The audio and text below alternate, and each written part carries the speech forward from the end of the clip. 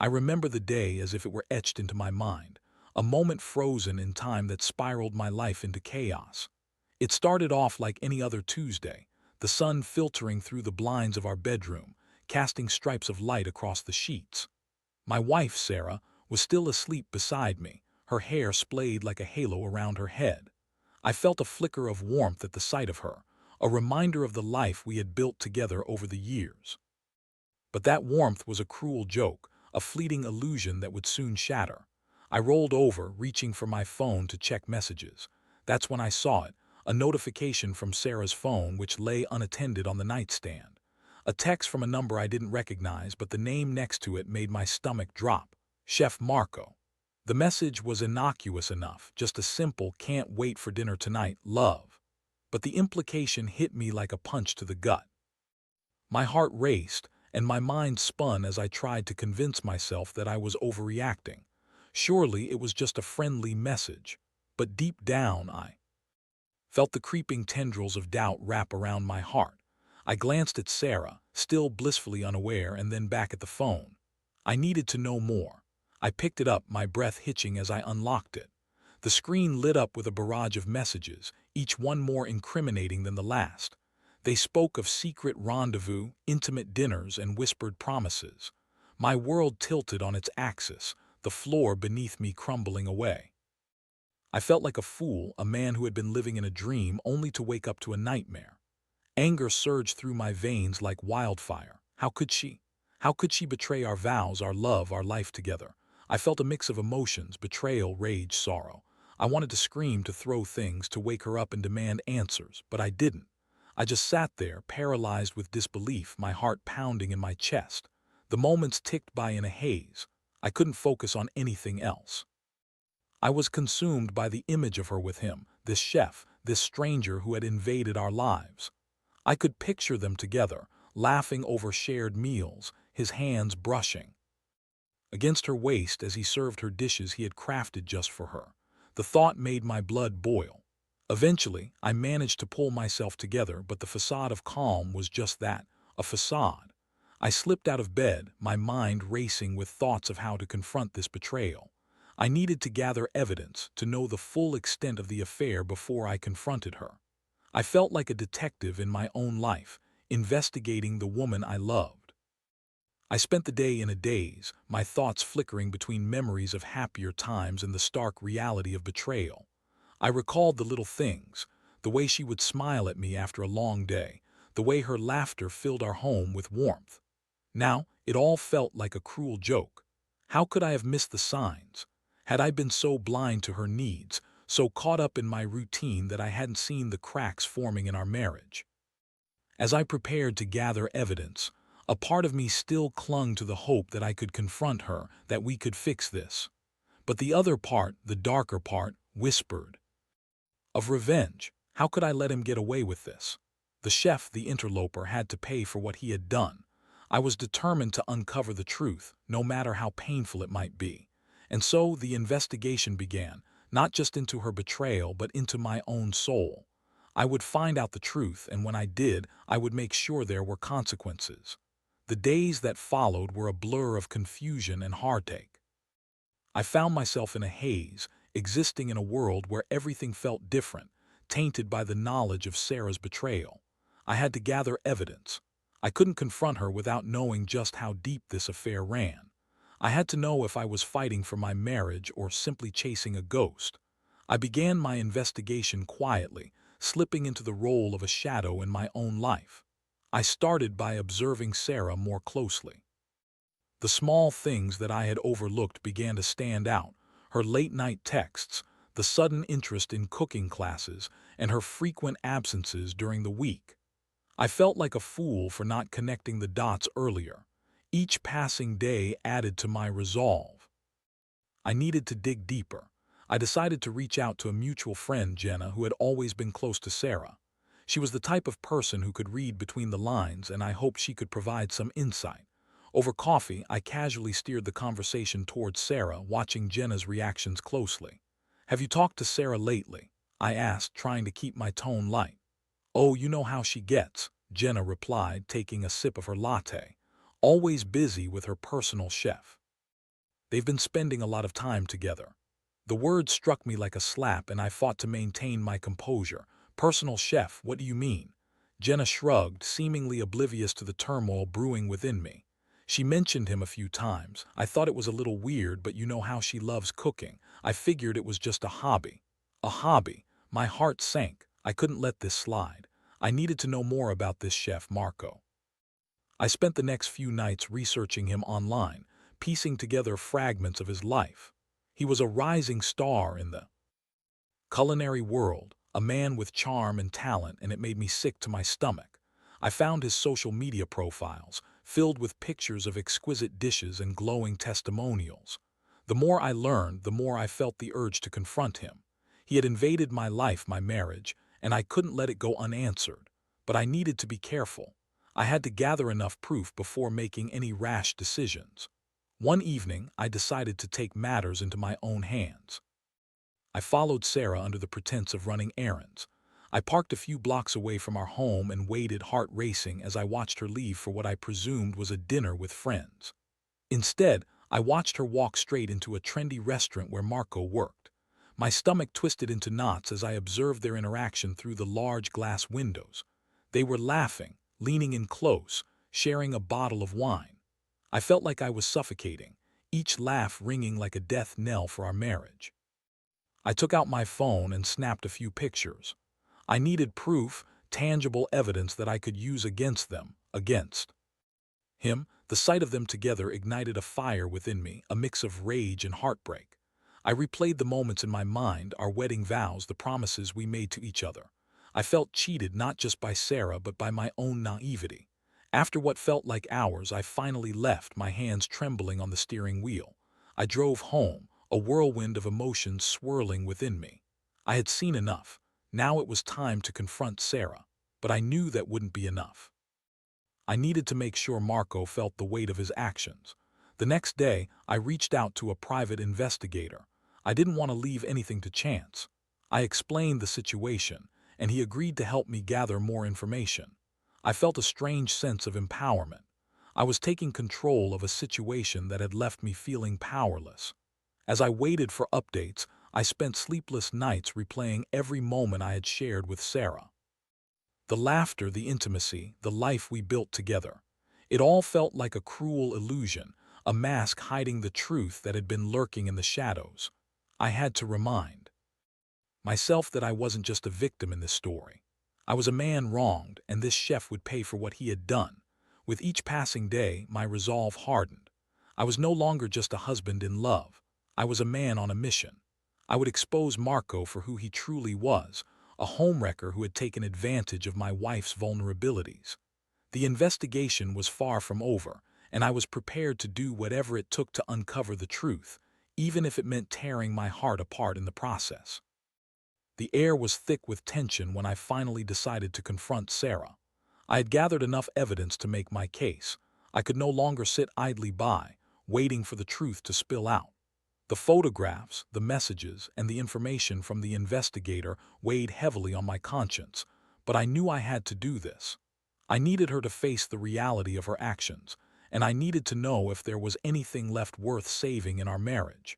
I chose a quiet evening for the confrontation. The sun had dipped below the horizon, casting a soft glow through the windows of our home. I could hear the faint sounds of the city outside, but inside it felt like time had stopped. As Sarah entered the living room, her face lit up with a smile that momentarily disarmed me. I wanted to believe that everything was fine, that our life was still intact, but I knew better.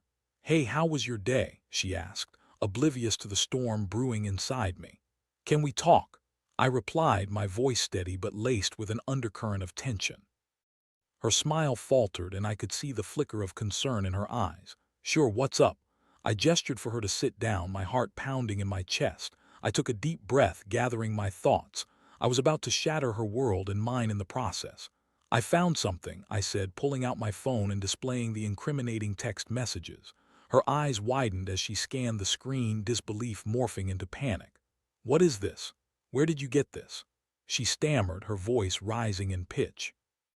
"Don't play dumb, Sarah. I know about Marco. I've seen you with him. I know everything." I said, my voice firm but trembling with emotion. You've been lying to me. The silence that followed was deafening. I watched as the color drained from her face, her expression shifting from shock to guilt. It's not what you think, she finally managed to say, her eyes darting away from mine. Not what I think. You've been having an affair with him for months. How could you do this to us? My voice cracked, the weight of betrayal crashing down on me like a wave. I thought we had something real. How could you throw it all away? Please, just let me explain. She reached for my hand, but I recoiled as if her touch burned me. It was a mistake, a moment of weakness. I didn't mean for it to happen. A mistake? I echoed, incredulous. You call this a mistake? You've been lying to me, sneaking around behind my back. This isn't just a slip-up, Sarah. This is betrayal. Tears welled in her eyes, and I felt a flicker of sympathy, but it was quickly drowned out by anger. I wanted to feel something again. I felt so lost, so disconnected from you. Marco made me feel alive, she confessed, her voice breaking. Alive? I spat, my anger boiling over. You think running into the arms of another man is the answer? What about our vows? What about our life together? I know I messed up, I'm sorry, she pleaded, her voice desperate. I love you, I do, I just didn't know how to tell you that I was unhappy. Unhappy? I shook my head, disbelief washing over me. You could have talked to me. You could have told me you were feeling this way. Instead, you chose to betray me. I didn't want to hurt you, she said, her voice barely above a whisper. But you did anyway, I shouted, the pain spilling out of me. You've hurt me more than you can imagine. I trusted you, and you threw that trust away without a second thought. The reality of the situation hung heavy in the air, and I could see the realization dawn on her face. She had crossed a line, and there was no going back. I felt a mix of satisfaction and heartbreak. I had finally confronted her, but it hadn't brought me the closure I had hoped for. Do you love him? I asked, my voice quieter now, almost a whisper. She hesitated, and in that moment I knew the answer. I don't know, she finally admitted, her voice trembling. I felt as if the ground had been pulled out from beneath me. You do know. After everything you've shared with him, you still don't know. I'm confused. I didn't mean for it to happen. I love you, but I felt something with him that I haven't felt in a long time. Her admission felt like a dagger to my heart. I had poured my soul into our marriage, yet here she was, standing before me, torn between a fleeting affair and the life we had built. The betrayal was palpable, and it stung more than I could have ever imagined. I need time to think, I said, my voice heavy with resignation.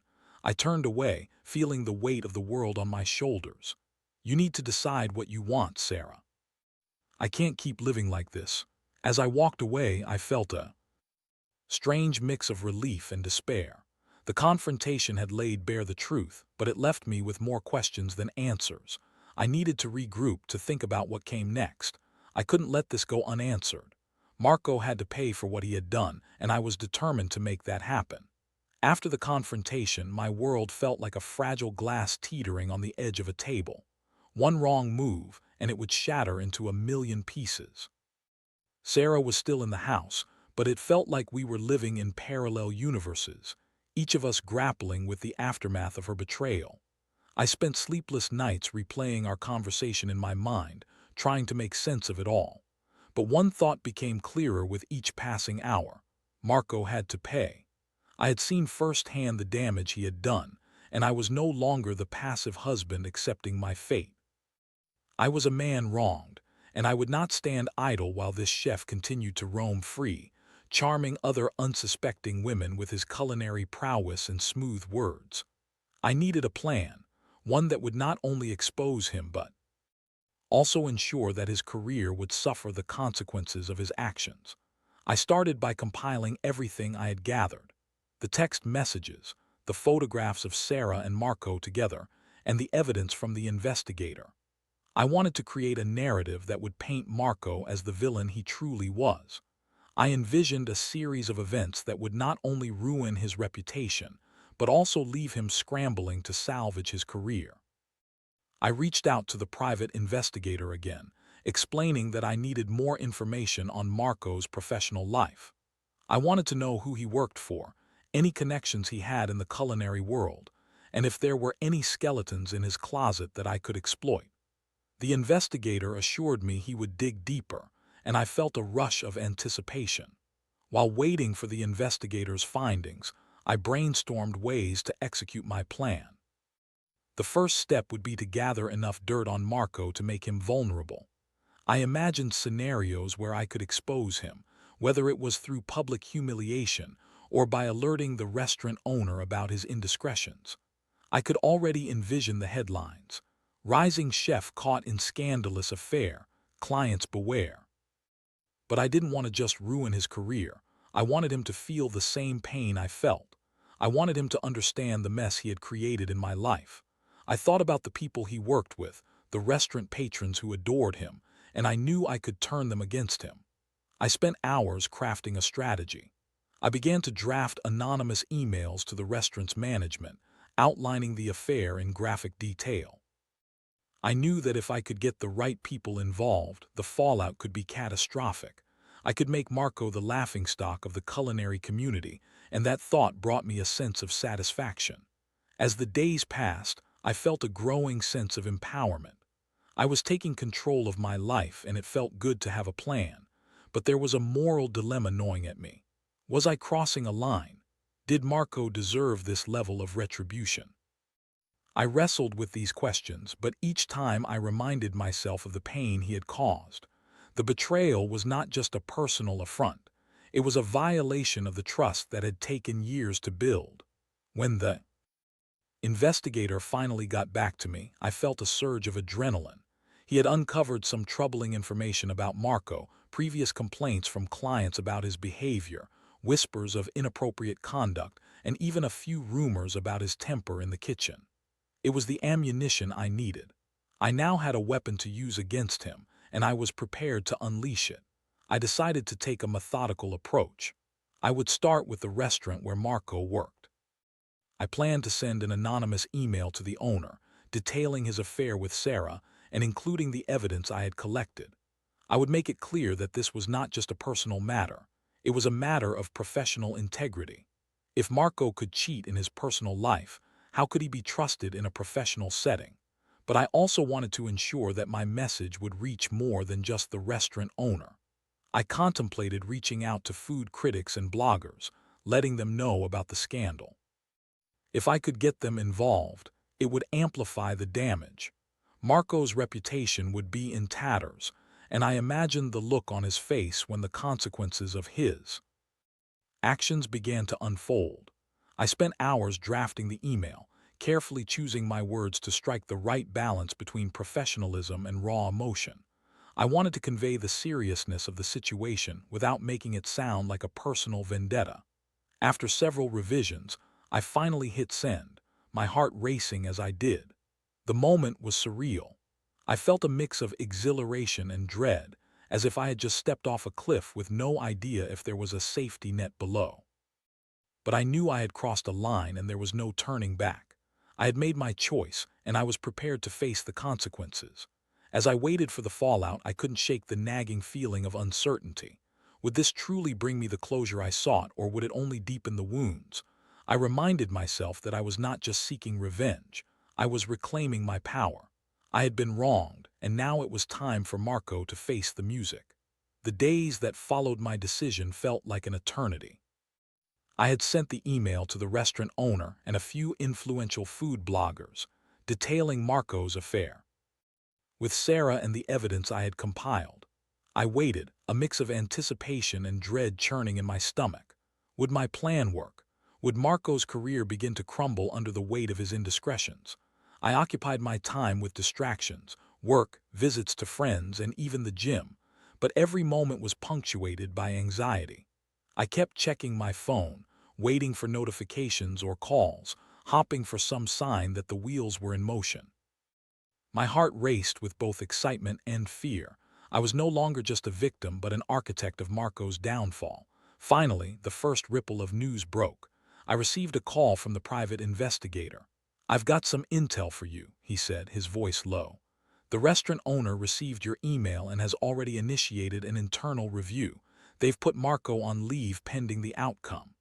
A wave of satisfaction washed over me. I could hardly believe it. My heart raced as I realized the impact of my actions.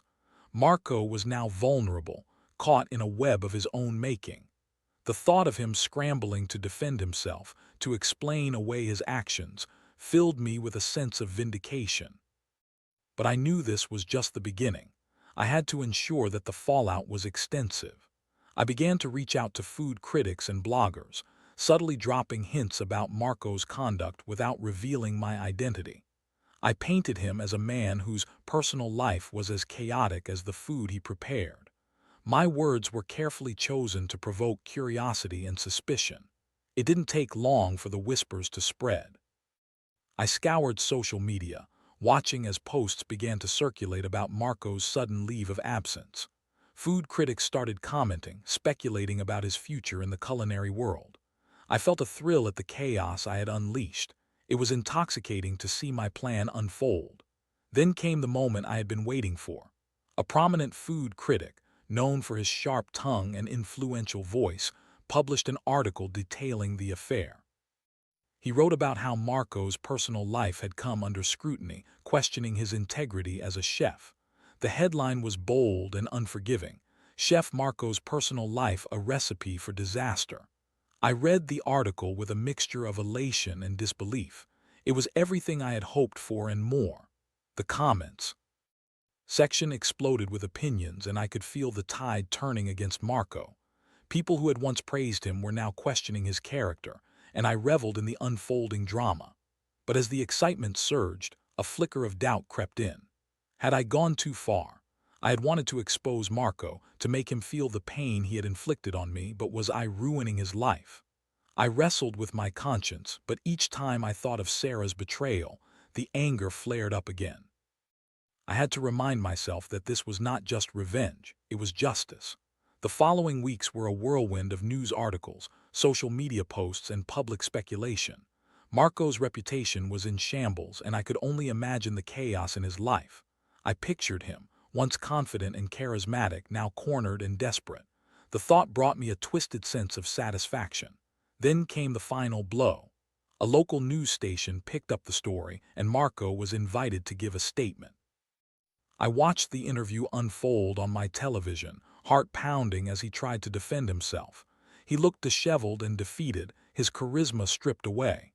As he stumbled over his words, trying to explain the affair as a misunderstanding, I felt a surge of triumph.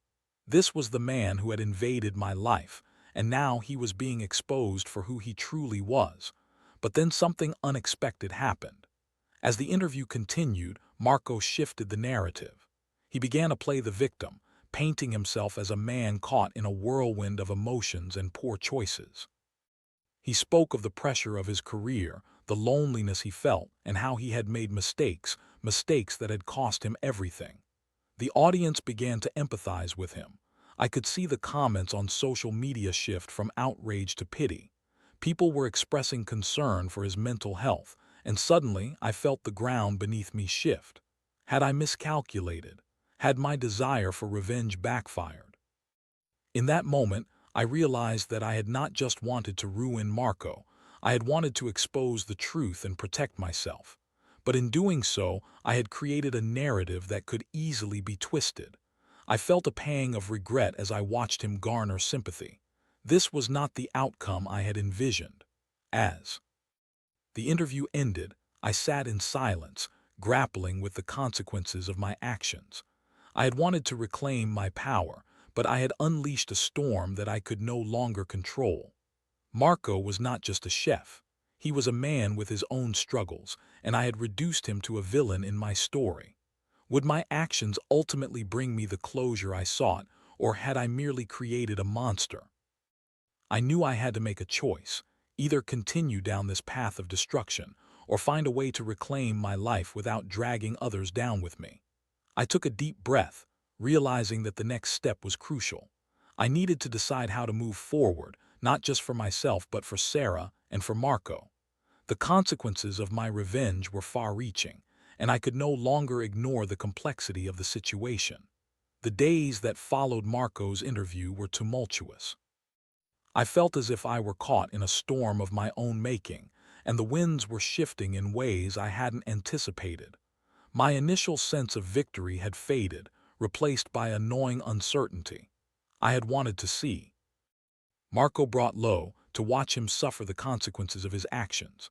But now, as the public rallied around him, I found myself grappling with the moral implications of my revenge. Sarah and I had been living in a state of limbo since our confrontation. The air in our home was thick with unspoken words and unresolved feelings. I could see the guilt etched on her face, but I also sensed a flicker of hope that we could somehow mend what had been broken. Yet, how could I trust her again? How could I reconcile the love I still felt for her with the betrayal that had shattered our life together? One evening, as I sat alone in the dim light of the living room, I made a decision. I needed to confront Sarah again, but this time it would be different. I would lay bare my feelings, my fears, and my regrets. I needed to understand if we could move forward together or if it was time to part ways. Sarah, I called out, my voice steady but tinged with emotion. She walked in, her expression cautious. "We need to talk." She nodded and we both sat down on the couch. I took a deep breath, collecting my thoughts. I've been thinking a lot about everything that's happened, about Marco, about us. Her eyes widened and I could see the tension in her shoulders. "I know I hurt you and I'm so sorry. I never wanted it to come to this." "I know," I replied, my voice softer now. "But it's not just about the affair. It's about the trust that's been broken, and I don't know if I can ever fully get that back." "I want to fix this," she said, her voice earnest. "I love you and I'm willing to do whatever it takes to make it right." I felt a flicker of hope, but it was quickly overshadowed by the reality of our situation. "You say you love me, but you chose to betray me. You chose him over me, and that's something I can't just overlook." "I know," she said, tears welling in her eyes. "But I was lost. I didn't know how to communicate my feelings. I thought I needed something outside of our marriage to feel alive again. I was wrong, and I regret it every day." Her vulnerability struck a chord deep within me. I didn't want to be the man who held on to anger and resentment forever. I wanted to heal, to find a way to move past this. But trust was not something that could be easily rebuilt. It would take time, effort, and a commitment from both of us. "Maybe we can try," I said cautiously. "But it won't be easy. We'll need to work through this together, and it will take time. I need to know that you're truly committed to making this work." She nodded, her expression earnest. "I'll do anything. I want to prove to you that I can be the wife you deserve." As we talked, I felt a sense of clarity wash over me. Perhaps we could rebuild our marriage, but it would require both of us to be open, honest, and willing to confront our issues head-on. I knew it wouldn't be a smooth path, but it was a start. In the following weeks, we began attending couples therapy. It was uncomfortable at first, baring our souls to a stranger, but it forced us to confront the issues that had led to Sarah's infidelity. We learned to communicate better, to express our needs and desires without fear of judgment. Slowly, I began to see the glimmers of the love we once shared. As for Marco, the fallout from my actions continued to unfold. The restaurant where he worked decided to let him go, citing a breach of professional conduct. I watched as his career unraveled before my eyes, and while I felt a sense of satisfaction, a part of me also felt pity. He had become a cautionary tale, a man whose choices had led to his downfall. I had orchestrated his demise, but it was a bittersweet victory. I couldn't deny that I had achieved my revenge, yet it left me feeling hollow. I had wanted to reclaim my power, but in the end, I realized that true strength came from forgiveness and moving forward. I didn't want to be defined by anger or vengeance. I wanted to be a man who could rise above the pain and rebuild. Months passed, and Sarah and I worked diligently to restore our relationship. We learned to communicate more openly, to share our vulnerabilities without fear of repercussion. Trust was rebuilt. Gradually, and while there were setbacks, we persevered. I began to feel the weight of betrayal lift, replaced by a renewed sense of partnership. As I look back on those tumultuous times, I realized that the journey toward healing was not just about confronting Marco and seeking revenge. It was about understanding the complexities of love, trust, and forgiveness. I had been wronged, yes, but I also learned that holding on to anger could only lead to more pain. In the end, I chose to let go of the past, to embrace the future with Sarah. The road ahead was still uncertain, but we were committed to walking it together, hand in hand. And as for Marco, I hoped he would learn from his mistakes as I had learned from mine. Life is too short to be consumed by anger. It's far better to channel our energy into rebuilding what truly matters. In a way, we were all victims of our choices, but we could also be architects of our redemption.